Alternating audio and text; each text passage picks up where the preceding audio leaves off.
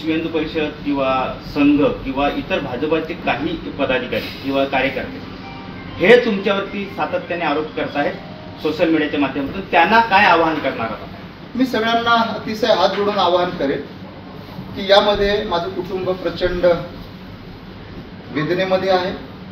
या प्रकरणाशी आणि माझा एक साक्षीदार म्हणून त्यांचा जीव वाचवण्यासाठी एक मानवतेच्या दृष्टिकोनातून मी तिथे गेलो, एवढा माझा संबंध आहे।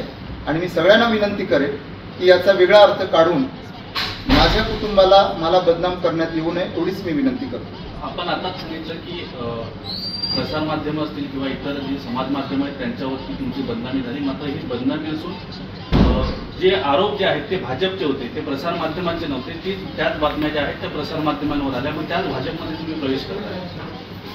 नाही, आरोप आणि आरोपी ह्याच्यामधला तो फरक आहे। आणि त्याच्यामध्ये त्या काळामध्ये कुठले आरोप झाले, आता कुठले त्याच्यात मी प्रवेश करतोय असं नाही। सगळे चौकशी पूर्ण झालेली आहे, CIDने चौकशी केलेली आहे, त्याच्यामध्ये चार्जशीट सुद्धा दाखल झाले, त्याच्यामध्ये मी आरोपी असण्याचं कारणच नाही। शुक्र झाल्यानंतर 5 वर्षापूर्वी झालेल्या साधू हत्याकांडाच्या प्रकरणाशी परत संबंध जोडला गेला आणि या अतिशय संवेदनशील अशा घटनेसंदर्भात माझी भूमिका मांडण्यासाठी मी आज या ठिकाणी आहे। आलेल्या सर्वच माध्यमांचं मी मनापासून स्वागत आणि आभार व्यक्त करतोय। 5 वर्षापूर्वी कोरोना काळामध्ये जी साधू हत्याकांडाची दुर्दैवी घटना घडली, अतिशय संवेदनशील अशा विषय, आणि या संपूर्ण घटनेचा तपास हा झालेला आहे आणि त्या संदर्भातली सगळं इन्व्हेस्टिगेशन होऊन चार्जशीट सुद्धा दाखल झालेली आहे। या प्रकरणामध्ये मी साक्षीदार म्हणून आहे।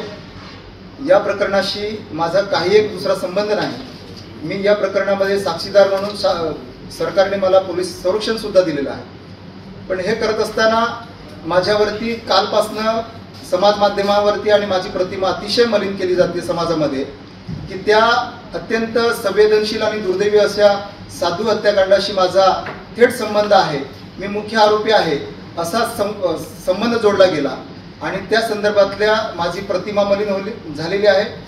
या घटनेशी जो काही घटनाक्रम आहे ते मी माझ्या जबाबामध्ये सगळे चौकशी एजन्सीला दिलेले आहेत, आपल्या सगळ्या माध्यमांना सुद्धा मी दिलेलं आहे। या प्रकरणामध्ये माझं कालपासून माझं कुटुंबीय आम्हाला सगळ्यांना प्रचंड मानसिक त्रास होत आहे।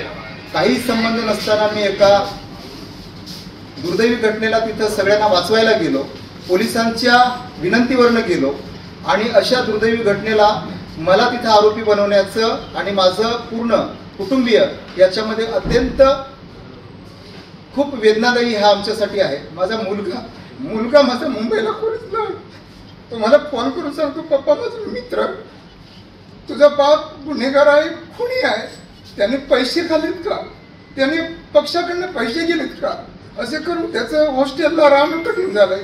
त्याचा आज पेपर आहे, काल पेपर होता, आज तो पेपर द्यायला जात नाही।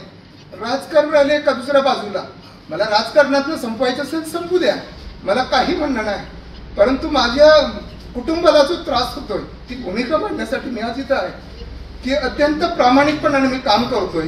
आणि आज जे माझ्या कुटुंबाला जे भोगावं लागतंय, खास करून माझ्या मुलांना, माझी छोटी मुलगी आहे 7 वर्षाची, ती टीव्हीवर बघून रडते, मला विचारते, पप्पा हे काय चालू आहे, तुम्हाला का सारखं दाखवताय, तुम्हाला गुन्हेगार का सांगताय। माझा मुलगा 17 वर्षाचा आहे, मुंबईला पहिल्यांदा तो गेलाय हॉस्टेलला, त्याला तिथं मित्र चिडवतात, त्याच्या हॉस्टेलच्या व्हॉट्सअप ग्रुपवरती सगळं गाण्याटे कमेंट येतात, आमचं जगणं मुश्किल केलेलं, माझ्या मुलांचं ठीक आहे।